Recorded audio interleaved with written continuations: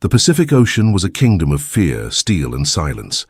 Men vanished beneath waves without graves, and ships burned like floating pyres under the cruel sun. Both the Americans and the Japanese were taught to believe the same thing. The enemy would show no mercy. For the Japanese sailors, surrender was worse than death, a stain upon their families, their emperor, their souls. And yet, in the middle of the vast and unforgiving ocean, something happened that defied every lecture, every rumor, every instinct of survival. This is a story of war, but also of the small, fragile moments where humanity forces its way through smoke and blood. A moment when men, raised as enemies, looked at one another not as soldiers, but as human beings. The sky that morning was a brilliant, blinding blue, the kind of sky that would have felt peaceful anywhere else on Earth. But peace had long abandoned the waters of the Pacific. Waves rolled gently over an endless horizon, hiding the wreckage, the oil slicks, and the echoes of cannon fire that had thundered the day before. The battle had been decisive. The Japanese destroyer, once sharp, purposeful, and proud, was now a splintered carcass sinking slowly into the deep. Among the drifting debris, men clung to whatever they could find: shattered planks, floating rope, the twisted remnants of their own ship. Salt burned their eyes, their throats, their wounds. Some prayed, others coughed and whispered for water. But more than anything, they waited for the inevitable, for death. They had been raised with certainty. From the first day of training, they were told, "The Americans will not take you alive." The ocean was vast, but fear was larger. Each sailor understood that surrender was not merely defeat, it was a disgrace, a shame so deep it would echo through their families for generations. Their officers had spoken with cold clarity. If the ship was lost, they were to choose the sea over capture. And yet here they were, clinging to life, floating between sky and abyss. Hours passed. The sun climbed high, scorching the exposed skin of the survivors. Lips cracked, thoughts blurred. A few men slipped below the surface quietly, their fingers releasing their makeshift rafts as if giving themselves back to the sea. No one had the strength to call out after them. Then from the shimmering horizon came a shape. At first it appeared like a ghost, a smudge of grey against the blinding glare. Then it grew clearer, a ship, steady, purposeful, cutting through the waves. It moved with the confidence of one who owned these waters, an American vessel. Murmurs broke among the survivors, not words, just fragments of voices cracking with terror. Some tried to disappear into the sea, drowning themselves rather than be taken. Others gripped their planks tighter, frozen between death and the faint, impossible hope of rescue. The American sailors lined the deck, binoculars raised. They had expected wreckage, but not survivors. One voice called out, "We've got men in the water!" Engines slowed. The vessel drifted closer. In the Japanese sailors' minds, this moment was the end. They imagined rifles raised, bullets cracking the water, one final cold punctuation to their fate. But the rifles never came. Instead, ropes were thrown. Large, strong hands reached downward. Voices shouted, not in anger but in urgent concern. "Hold on, we've got you. Easy now, we'll pull you up. You're safe now." Safe. The word made no sense. The first Japanese sailor pulled aboard collapsed instantly, his body too weak to stand. Another cried, not from pain, but from a confusion deeper than any wound. The Americans did not strike them. They did not bind them. They laid them gently, shaded them, poured water to their lips. One young American sailor, barely older than a boy, knelt beside a trembling survivor whose uniform still bore the emblem of the rising sun. He spoke softly, unsure if the man understood. "You're okay. You're not our prisoner. Not right now. You're just a man who needs help." The Japanese sailor stared at him, eyes wide, lips trembling, as if trying to understand a language beyond words. Because everything in his world had said this was impossible. Honor was built on death, not mercy. The ocean breeze shifted, carrying the faint scent of oil and salt. On the deck of that American ship, the survivors lay together, enemy beside enemy, human beside human. For the first time since the war had swallowed their lives, silence felt like something other than dread. It felt like a question. If everything they had believed about the enemy was wrong, what else might be wrong about the war itself? And in that moment, the war, vast, grinding, unstoppable, paused. Not because the battle had ended, but because compassion had slipped through a crack in its armor. The world was still burning, but here, on this ship, under the same sun that watched men kill each other, something rare had taken shape. Mercy without logic, compassion without permission, humanity without flag.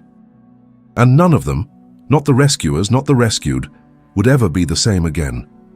The rescued sailors lay on canvas stretchers across the deck, their clothes stiff with salt and smoke, their bodies thin and trembling from exhaustion. The American crew moved among them with cautious hands and uncertain eyes. They had never been trained for this. They knew how to load shells, clean rifles, track enemy positions on a map, but no manual explained how to feed or speak to the men who, just hours earlier, might have been firing torpedoes meant to sink them. Yet here they were. The sea breeze carried no sound now except the low murmur of footsteps and the distant hum of engines. It felt wrong somehow. War was supposed to be loud. Explosions, shouts, orders. And yet, in this suspended moment, silence was heavier than cannon fire. One of the American sailors, an older boatswain's mate named Turner, knelt beside a Japanese seaman whose face was sunburned and cracked from the salt water. Turner didn't speak Japanese. The sailor didn't speak English. They looked at each other the way men look at strangers in a place where words mean nothing. Turner held up a tin mug of water. The Japanese sailor flinched, expecting deception, poison, mockery, humiliation. He had been told Americans were animals, uncivilized, incapable of honor. He had been told surrender to them was not survival, but degradation.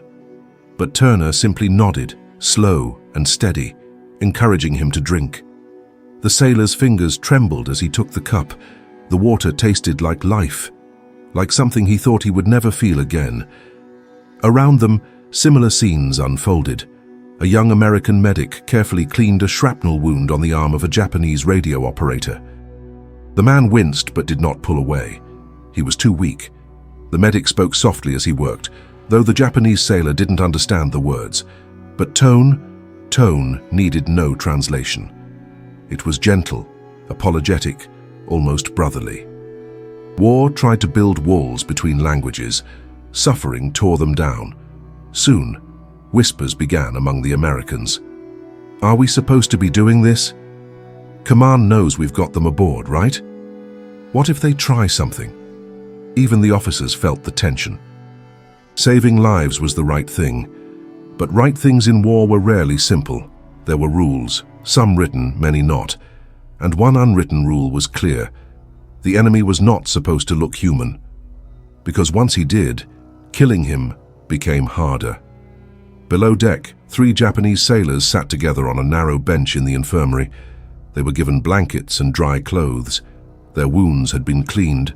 Their hands no longer shook, but their eyes did not leave the floor. Their silence was not just exhaustion, it was identity crumbling. One of them, Seiji, had been raised on stories of divine honor. His father had served in the previous war. He spoke of duty as if it were carved into bone. He believed dying in battle was not tragedy, but fulfillment. But Seiji had not died. He was breathing. He had been saved by the enemy. His mind searched for explanation, but none came. He had expected Americans to be brutal, savage, monstrous, shaped from propaganda whispered like scripture back home. But the medic who dressed his burns had a gentle face. The sailor who handed him rice and broth had eyes full of something he hadn't seen since before the war began. Kindness. Yet kindness from the enemy was more terrifying than death. Death was simple. Death was honorable. Death answered questions. Kindness asked them. Meanwhile, on the upper deck, some Americans struggled internally. Petty Officer Daniels leaned against the railing, watching the sea roll endlessly beneath them. They were trying to kill us yesterday, he muttered to a fellow crewman. And today, they're starving and half dead, the other replied. That doesn't change what they are. Maybe not, but it changes what we are. Daniels had no answer. The war had turned him into someone who followed orders, someone who didn't question why he fought or who he killed. But now, faced with the enemy's brokenness, he felt something crack inside, something he hadn't allowed himself to feel in months: pity. The ship continued on, carrying two nations' sons under one flag of necessity. Night fell slowly, painting the ocean black and the sky with a scatter of cold stars. The Japanese sailors lay awake in their new beds, haunted by the same thought. What will our families think if they know we lived? Is survival a betrayal? Is mercy a stain? For the Americans, sleep also offered no relief. They had glimpsed the humanity of the enemy, and that was dangerous. It complicated things. It brought weight to every bullet yet to be fired. War is easiest when you believe the enemy is something less than you. But on this ship, under the same dark sky, breathing the same salted air, there were no lesser men. Only men who were tired, men who were scared, men who wanted to go home. And tomorrow, the war would continue. These men, saved and saviors, would eventually return to their respective uniforms, their respective flags, their respective orders. But something had already changed. A crack had formed. Not in strategy, not in politics, not in the machinery of war, but in the belief that the enemy was not human, and a crack in belief is something the world cannot easily repair. The next morning came quietly, as if the sea itself remembered what had happened the day before and chose to approach gently. A pale sunrise stretched across the horizon, its light washing over steel decks and exhausted bodies. The Japanese sailors had not slept well. Survival sits uneasily on a heart that was prepared for death. Some lay awake, staring at the ceiling.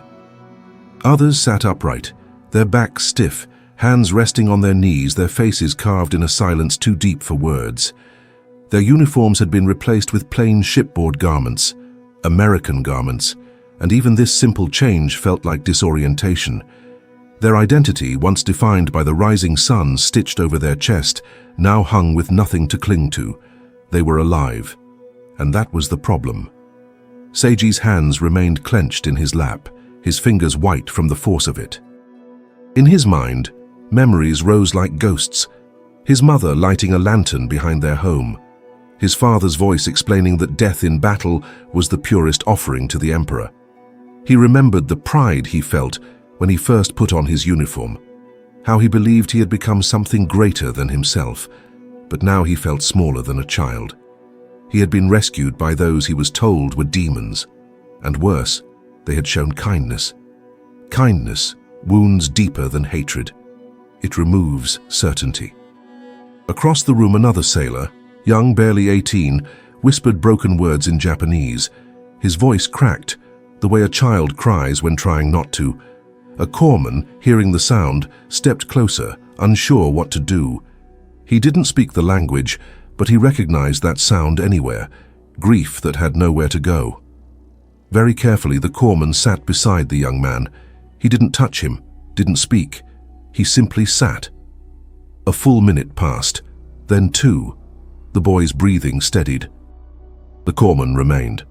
Sometimes presence is the only translation needed. Above deck, the American crew was unsettled too. They went about their duties with normal routine, swabbing decks, checking valves, running drills. But the tension of yesterday hung over them like a weather front preparing to break. Some avoided looking at the Japanese altogether. Others stole glances, studying the men as if trying to understand how their enemy could look so familiar. Boatswain Turner leaned on the railing as the morning wind brushed across his face. He stared out at the endless blue water, water that had swallowed thousands of men from both nations. He lit a cigarette and let the smoke drift away slowly. Commander Walsh approached him, his expression unreadable. "Strange times," Walsh murmured. Turner nodded. "Never thought I'd be pulling enemies out of the ocean." Walsh's eyes hardened, but not with anger, with memory. "War doesn't give us much room to be human," he replied. "Every now and then something slips through." Turner looked down at the deck below, where two American sailors were carrying buckets of rice and broth toward the infirmary. "You think we'll regret it?" Turner asked quietly. Walsh's jaw tightened. "Maybe," he said. but I'd rather regret mercy than regret letting men drown."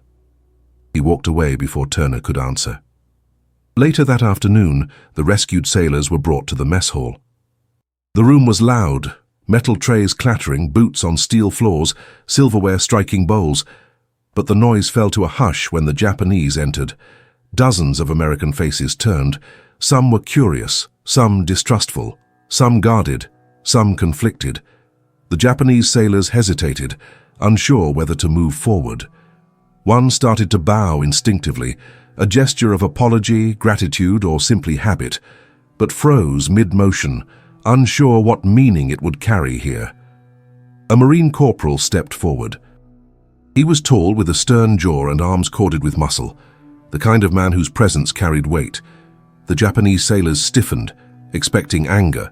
Instead, he stepped aside, clearing space for them to pass. No words, but an invitation. They moved forward. They were served rice, not much, rationing was strict, but warm, real food. The smell alone was enough to sting their eyes. Their hands shook as they lifted spoons. One of them whispered "itadakimasu" under his breath, a small shard of home reclaimed. Across the table, American sailors watched, and for the first time, something happened that none of them expected. One American, a kid no older than 20, pushed his bread roll across the table toward the nearest Japanese sailor. Bread was precious, but he pushed it anyway. The Japanese sailor stared at the offering as if it were a trap. Slowly, tentatively, he took it, then bowed his head, pressing his hands together.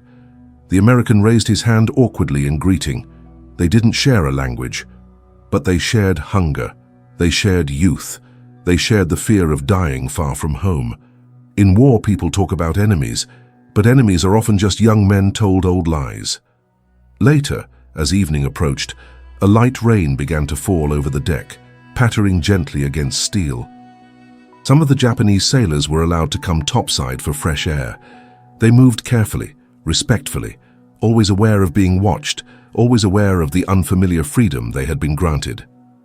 Seiji stepped to the railing and looked out across the endless water. He thought of his family, his home, the cherry blossoms that fell like soft pink snow each spring. He wondered what they would think of him now, alive, but dishonored. A shadow fell beside him. It was the corpsman, the one who had tended to his burns. He held 2 cups of hot tea. He offered one. Seiji hesitated, then accepted. They stood side by side in silence, watching waves rise and fall. No words. Just 2 men who had survived things they were never meant to see. The tea tasted bitter and warm, grounding him back into the world of the living. At last, the corpsman spoke. Just one quiet sentence. No one should die alone in the ocean. Seiji did not understand the words, but he understood the meaning. He nodded, and for the first time, he allowed himself to breathe fully, to be alive, truly alive. The weight of survival was still heavy, but now he did not carry it alone. The ship continued its steady course across the Pacific, engines rumbling like a heartbeat beneath the decks. Days had passed since the rescue, but the atmosphere aboard remained changed. Something unspoken moved among the crew, not distrust, not fear, but an awareness that the world had shifted slightly on its axis. No one talked about it openly, no one dared name what was happening. But the war felt different now. The Japanese sailors were alive, fed, clothed, and recovering. They walked the decks under supervision, quiet as shadows, their movements small and deliberate, not from discipline, but from the uncertainty of existing in a space where they had never imagined they would draw breath. The Americans watched them, not with suspicion anymore, but with curiosity. The kind of curiosity one has when a story turns unexpectedly, when the ending no longer seems as clear as before. One afternoon, the ship radioed in its status to command. The message was routine. Coordinates, fuel reports, weather conditions, and then at the end, the detail that changed everything. Rescued survivors of enemy naval vessel, 11 individuals, alive and stable. The reply came faster than expected, crackling over the radio with clipped authority. Hold position. Await further instruction. The officers exchanged looks. This was not the response of relief, nor approval. It was the response of deliberation, of higher command, deciding what mercy meant in war. Commander Walsh stood silently on the bridge, the message still echoing in the metal room. The helmsman glanced at him but knew better than to speak. Walsh's mind moved through possibilities. They could be ordered to detain the survivors. They could be ordered to transport them to a prison ship. They could, in the worst case, be told to release them back to the sea, a polite phrase that meant something else entirely. He exhaled slowly. Mercy given was not always mercy allowed. Below deck, Seiji and the others did not know about the radio transmission. They only sensed something had shifted. Human beings can feel when hope trembles, when a future begins to blur. They sat together in silence, backs straight, eyes forward, the posture of men waiting to be judged. Seiji touched the cup of tea he had saved from earlier. The warmth had faded, but the memory of that moment, standing beside the American corpsman, alive, recognized, had not. If today was his last day, he thought, at least there had been one moment without war in it. Up in the officers' wardroom, Commander Walsh called a meeting. The senior staff gathered, faces weary, uniforms creased from long hours. Coffee steamed on the table between them untouched. Walsh began without ceremony. "We need to be prepared for any order, including one we won't like." A murmur spread around the room, not of surprise, but of dread they had already been carrying. Lieutenant Morris leaned forward, his jaw set. "We saved these men, fed them, treated them. If command orders us to—" He couldn't finish the sentence. Walsh stepped in quietly. "We are soldiers. We follow orders. But," his voice lowered, "we are also men. And the line between those truths is thinner now than ever." Silence filled the room. Turner was the one to speak next, his voice rough as weathered rope. "If we send them back to the sea, it will break this ship." No one argued. Because they all felt it, the fragile thread now connecting them to the men they once called enemy. That night, rain lashed across the deck in cold sheets. The ship rocked slowly, the ocean rolling in long, heavy swells. The storm was not violent, only vast, relentless, like the war itself. Seiji stood under a small overhang, watching the rain strike the black water. Each drop vanished instantly, lost in immensity. He wondered if that was what a life was to the world. A single drop swallowed by something larger, something indifferent. Footsteps approached behind him. It was the young American sailor from the mess hall, the one who had offered his bread. He approached slowly, unsure whether to speak. Seiji didn't turn, but he didn't step away either. The American hesitated, searching for a bridge between languages. Finally, he simply tapped his own chest and said his name. "Thomas."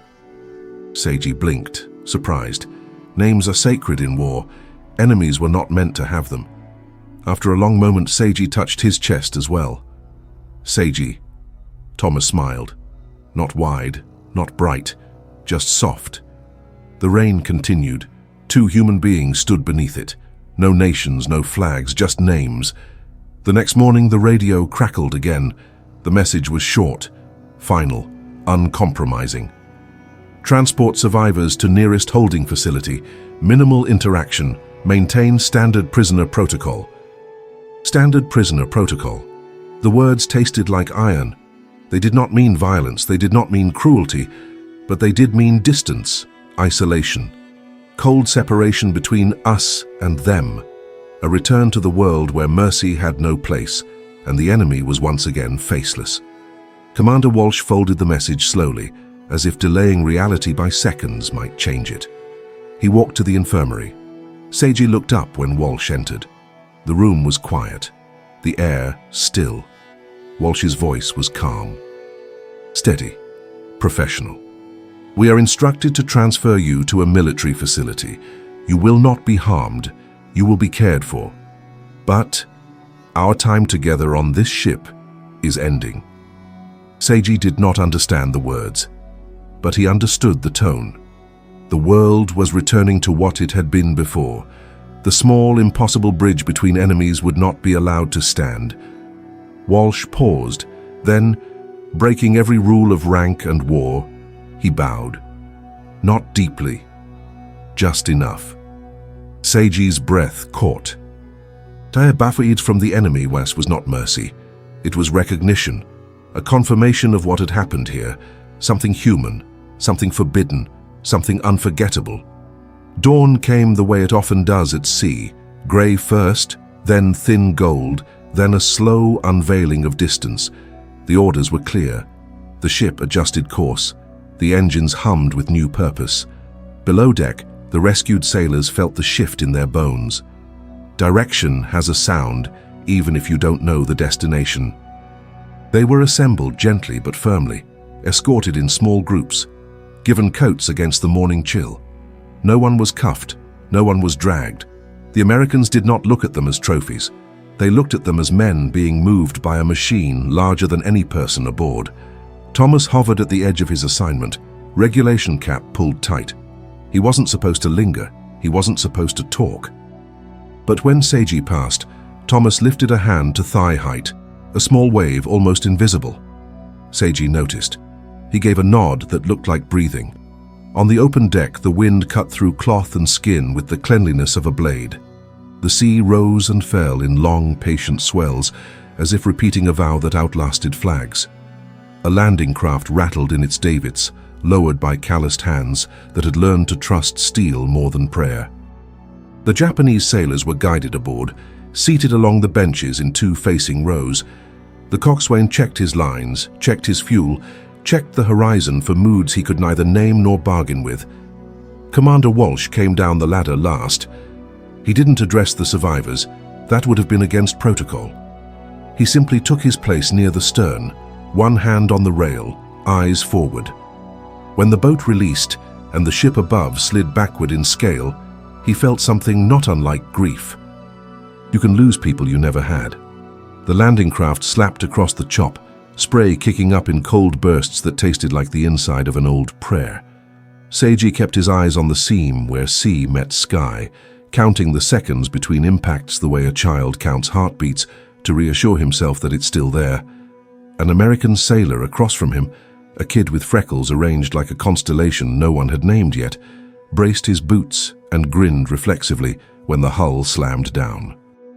Fear and joy can look like each other in young faces. A shoreline appeared as a smudge, then a line, then a geography, pier, warehouses, a flag that snapped in gusts you could hear more than see. The landing craft nosed in, lines were thrown.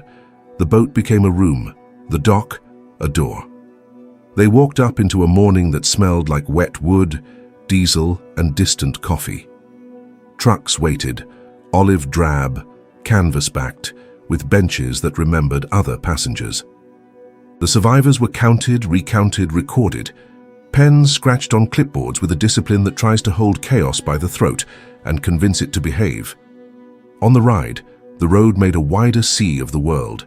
Fences unspooled, hills shouldered and then retreated. Seiji sat with his hands resting on his knees, not touching anything else. He did not want to owe this country even the dust on its benches. Across from him, a corporal stared with a gaze that wasn't hostile so much as careful. Sometimes the only kindness rank can offer is not to look too long. The facility came into view beyond a stand of eucalyptus, long barracks, towers at the corners, like quiet nouns at the end of a sentence, fencing threaded with barbed wire that caught the light as if hoarding pieces of the sun. The trucks rolled to a halt, engines ticked as they cooled, doors opened. The men stepped down into a place designed to contain, but not crush, to regulate, but not humiliate. Processing is a ritual in war. Rituals try to convince people that the indescribable can be filed. They were led into a large room that smelled faintly of disinfectant and paper. A line formed. Clothing was exchanged for clothing, a shower that was too hot and too short, a delousing powder that clung to hair and pride, a medical check, pulse, eyes, wounds not yet named, a card stamped with a number and a name that was misspelled but tried. A tag tied at the wrist that said, "You are accounted for." The tag did not say you are forgiven. Forgiveness is not a column on a form. A doctor with soft shoulders and a clipped mustache examined Seiji's burns. He said nothing cruel, nothing generous. He worked. Competence can be its own kind of mercy. When he finished, he pressed a little packet of salve into Seiji's hand, then closed Seiji's fingers around it, as if securing a secret. The barracks they were assigned held the smell of wood warmed years ago and memory cooling now. Double bunks. Blankets folded with that kind of military precision that looks like belief. The men moved in silence, a choreography of courtesy that exists even among strangers. They didn't claim space so much as borrow it. Rules were posted in multiple languages, English first, then translations that stumbled but tried to keep up. Roll call at dawn, mess at these hours, recreation here. Correspondence limited, no fraternization with guards. The word fraternization seemed to Seiji like a rope thrown across a river. You could grab it, yes, but you could also get dragged by it. The first meal tasted like relief, disguised as plainness. Rice that wasn't much but was enough. A thin stew that carried the rumor of meat. Tea that had a duty to be hot and fulfilled it. Bowls clinked lightly as men ate with speed, held in check by dignity. At the end, a guard with a pencil behind his ear walked the aisle collecting metal spoons that shined like small full moons. Later in the yard, the afternoon gathered itself into warmth. A baseball game was on the far field, Americans playing Americans.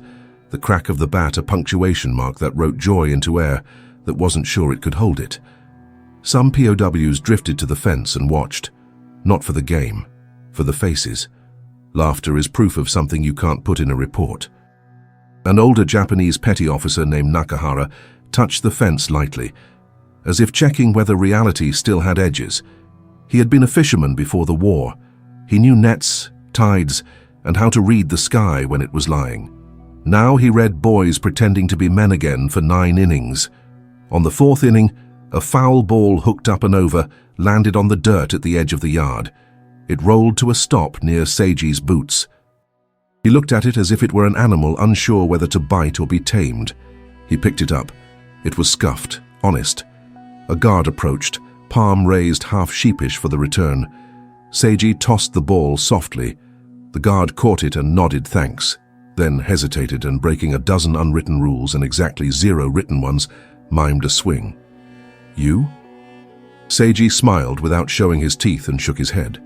He had held too many things that had flown too far. At night, the barracks settled into that chorus prisons know.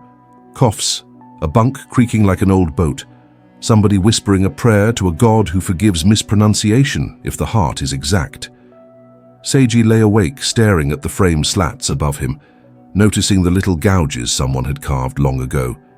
Initials. RL. 43.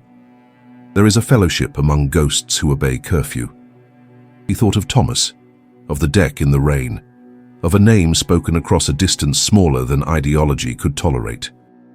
He whispered Thomas into the darkness, the word landing on the wood and staying there quietly. In a different corner of the compound, a small room served as a clinic. One of the POWs, a physician in his previous life, a surgeon whose hands had memorized the balance between cut and cure, had been asked if he'd assist under supervision. War rewards destruction. Wounds whisper invitations to collaboration. The American medic in charge, a man with a Midwest voice that made everything sound like a promise kept, handed the Japanese doctor a set of instruments. No one said enemy. The instruments insisted on colleague. A cut was cleaned, a fever checked, a stitch placed with care that did not ask questions about flags. Patients slept.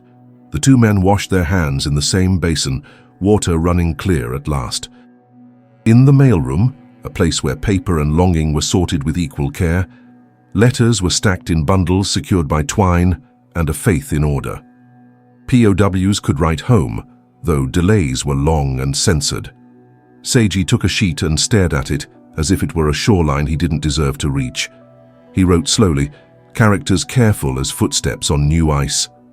Mother, father, I am alive. He stopped. What came next? I was taken by the Americans. He paused.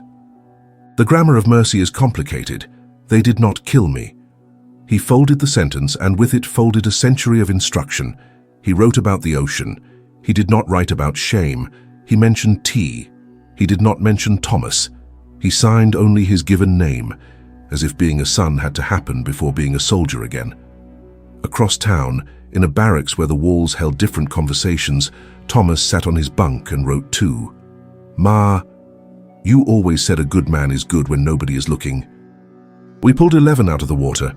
I gave one a piece of bread. It wasn't much, it felt like everything. They're thinner than I knew men could be. One of them told me his name, Seiji. I don't even know if I heard it right. He said it like it should be handled with 2 hands. I keep thinking about how we were taught what they are, and now I keep thinking about what we are. You can tell Dad I cleaned the carb on the generator like he showed me. It's running smooth now.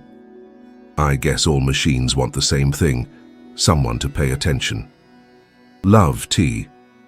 He folded the page, addressed it, and sealed it with a thumb that smelled faintly of machine oil and rain memory. Days found their shape. Roll call cut mornings into sections.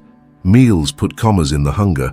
Work details took men outside the fence to stack crates under guard, sweep, mend, carry. Seiji liked the laundry detail and steam, water, cloth, heat, a small world where something wrinkled could be made briefly smooth. He learned 2 English words there: hot, careful. The second one felt like a verb you could live by. Some guards softened, not by policy, by exposure. Repetition wears down edges. A sergeant who had learned to hate in a hurry now learned the names of habits, who folded blankets with reverence, who ate too fast, who saved half a piece of bread as if tomorrow owed him nothing. He stopped saying them. He started saying, "The men in Barracks 3. One Sunday, a chaplain came. He stood beneath a blank patch of sky and offered a service that was all spine and no theatrics. He read from a book that had been used to justify many wars and to end some too. When he finished, he did not bless a flag. He blessed hands. "May your hands do more mending than breaking," he said. A POW standing in the back, a man who had not cried since he was 8 and lost a dog he'd tried to save from the tide, blinked hard and swallowed a sound. At dusk, the harmonica appeared. Every camp has one, even when the inventory says otherwise. A guard played a tune that didn't belong to any nation. Music stayed just long enough to teach the air its shape, then departed with good manners. A few men hummed after the notes were gone. Echo is a kind of hope. Walsh came once to inspect, a visitor with the authority to be seen and the humility to avoid being noticed. He walked the perimeter, nodded at the right times, signed a form that required a signature as much as a heartbeat requires breath. On the way out, he paused at the fence. For a second, he thought he saw Thomas on the far side, then realized it was only the posture of mercy he recognized. He returned to the ship with the folded message still in his pocket, the order that had moved 11 lives. He had not thrown it away. Paper remembers. He told himself that keeping it was a matter of record. He knew it was a matter of conscience.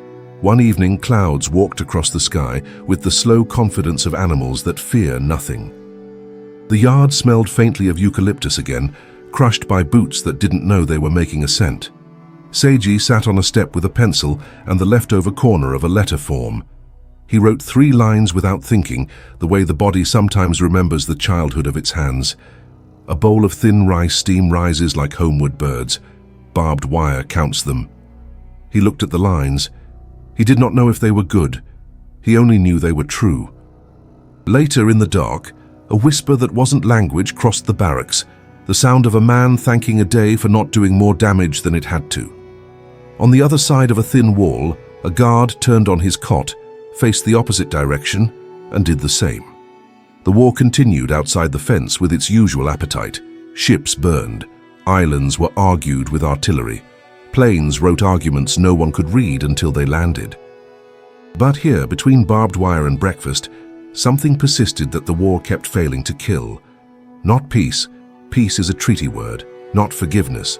Forgiveness is too tall to live indoors. Something smaller, more durable. Courtesy. Care. The habit of seeing. And once you have seen, you do not unsee. Some nights Seiji dreamed of the deck in the rain and woke with the taste of iron in his mouth. certain he had bitten his own tongue to keep from calling out a name that did not belong to his side of the fence.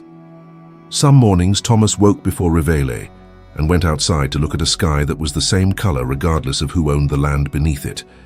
He thought of a teacup cooling beside a man who had been told that death was the only honorable word for goodbye. In another week, transfer orders would come again. Men were chess pieces to the paper that moved them. To each other they were paragraphs. But before that, there would be one more morning like this. A hand extended without names, a dolorous tune on a harmonica that had traveled more miles than its owner, a bowl of rice that steamed exactly like hope when hope doesn't want to draw attention to itself. Between barbed wire and breakfast, a small rebellion continued. The quiet insistence that mercy is a skill, that it can be practiced, that it can be learned so thoroughly it outlives orders. And the men, saved and saviors, carried that skill the way soldiers carry secrets, close to the heart, light enough to move with, heavy enough to matter. Winter passed over the prison camp with a kind of tired patience. The eucalyptus trees swayed in winds that smelled of salt and wood smoke, and the days trickled by with the stubborn rhythm of waiting.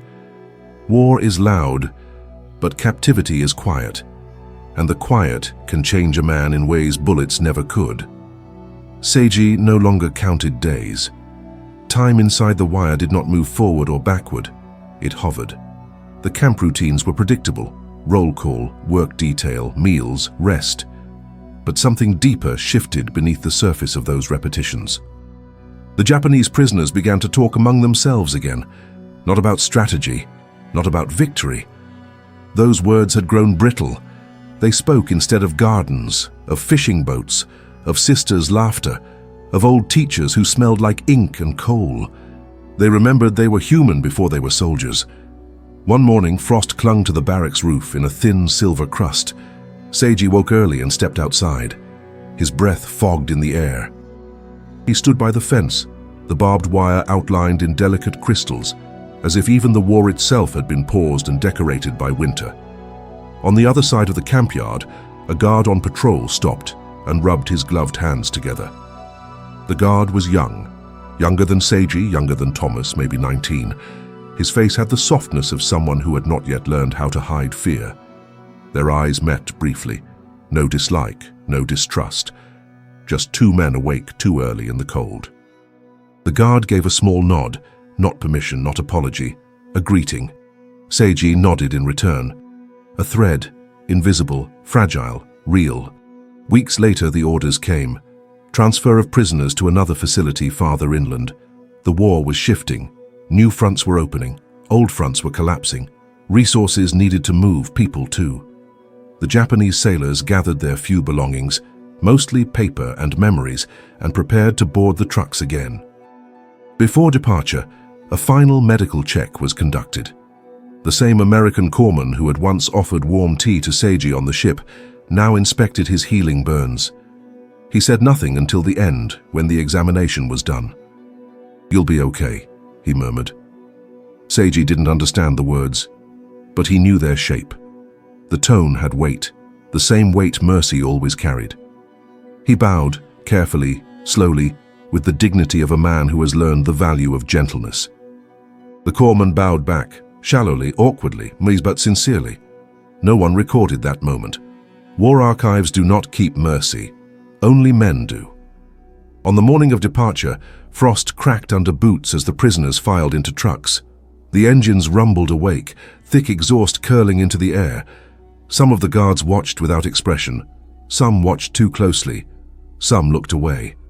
The trucks began to pull forward, then halted. A runner approached the camp gate, holding a folded paper. The officer read it, paused, then lifted his hand. "One prisoner is to be retained for medical assistance assignment." The prisoners murmured among themselves. Names were read. Seiji stood still, hands at his sides, until his was spoken. He remained. The others looked back as they boarded. Some nodded to him. Respect, farewell, or perhaps envy. Not all men are given a role when the war has stolen the script. The trucks rolled away, carrying songs no one would hear. Seiji's new duty was in the small medical clinic. He was not a trained physician, but he had steadiness, And steadiness is currency in a place where pain is common. He cleaned instruments. He boiled water. He held down bandages while they were tied.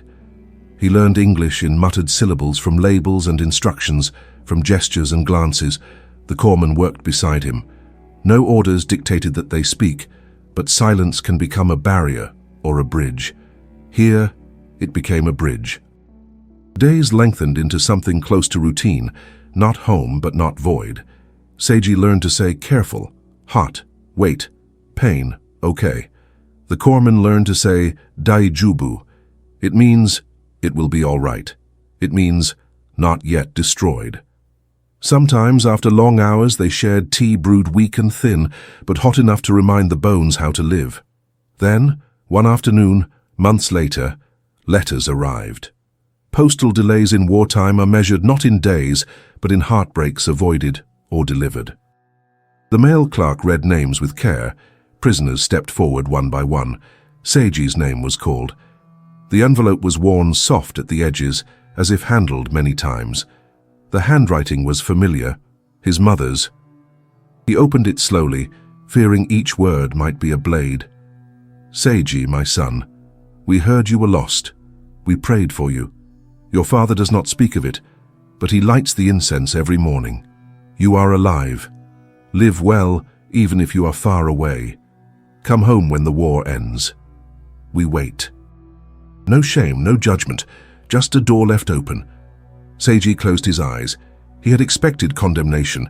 He received forgiveness. It was heavier and lighter at the same time. The war ended months later, not with trumpets, not with clarity. War never ends clean. But news travels faster than surrender. The prison gates opened, not dramatically, not triumphantly, just opened. Men stepped out uncertainly, like people learning to walk again. Ships would take them back across the ocean, back to families, back to streets that had changed in their absence, back to nations both wounded and still proud. Before departure, Seiji searched the transport lists. Thomas was not there. Seiji felt something hollow, open, not grief, but recognition that meaningful things do not always return to their source. That is how war works. It gives moments, not guarantees. He stood at the dock before boarding the ship home. The sea wind whipped at his coat.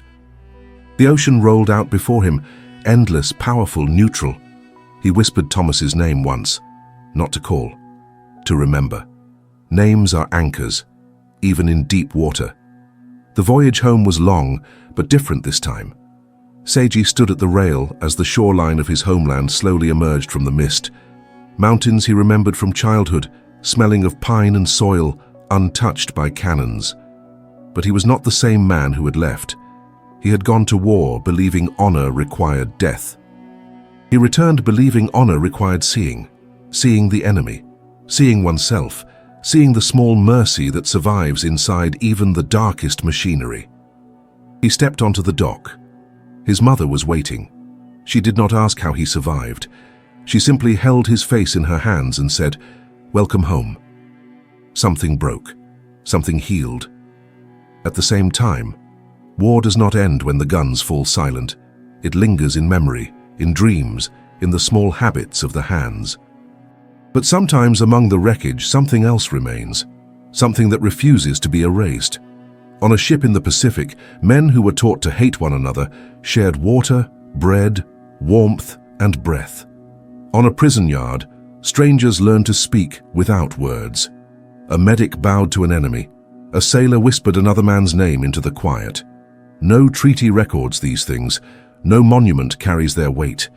But history lives equally in the moments of mercy as in the battles of fire.